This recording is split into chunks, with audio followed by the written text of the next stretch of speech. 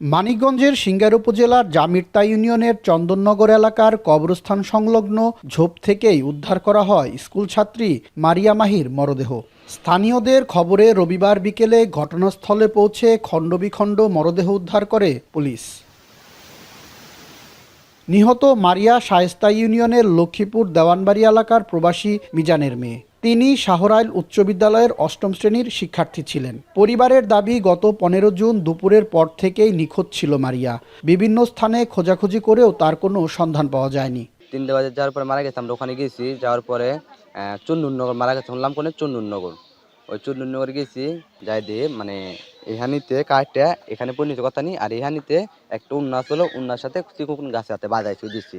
Phone আইছে ৩টার দিকে যে মাহের যে পাওয়া গেছে লাশ।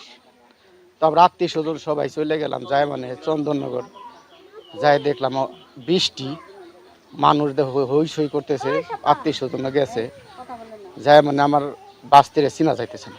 যে অপরাধী তার ফাঁসি চাই আমরা, তাকে ওইভাবে নিকৃষ্টভাবে তাকেও যেন ফাঁসি দেওয়া হয়।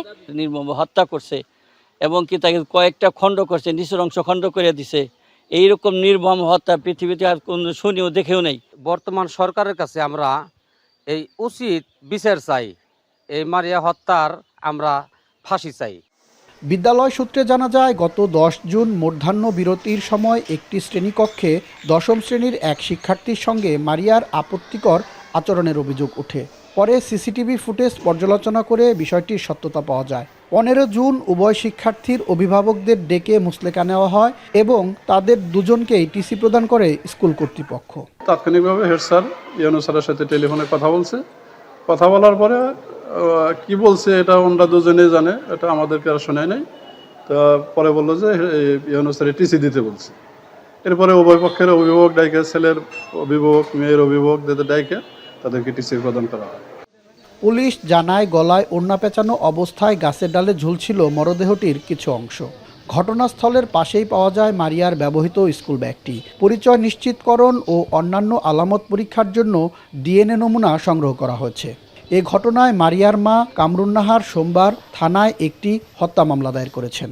নিখোঁজ মেয়েটির যে লাশ আমরা গতকালকে পেয়েছিলাম, সেই সংক্রান্তে আজকে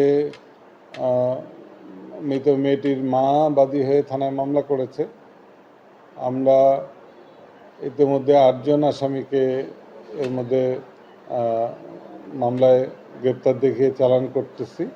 নিখোঁজ হওয়া কিশোরীর এমন মৃত্যুকে ঘিরে এলাকায় তৈরি হয়েছে চাঞ্চল্য। এ ঘটনার সাথে জড়িত সবাইকে দ্রুত আইনের আওতায় এনে সর্বোচ্চ শাস্তি দাবি করেছেন মারিয়ার স্বজন ও এলাকাবাসী।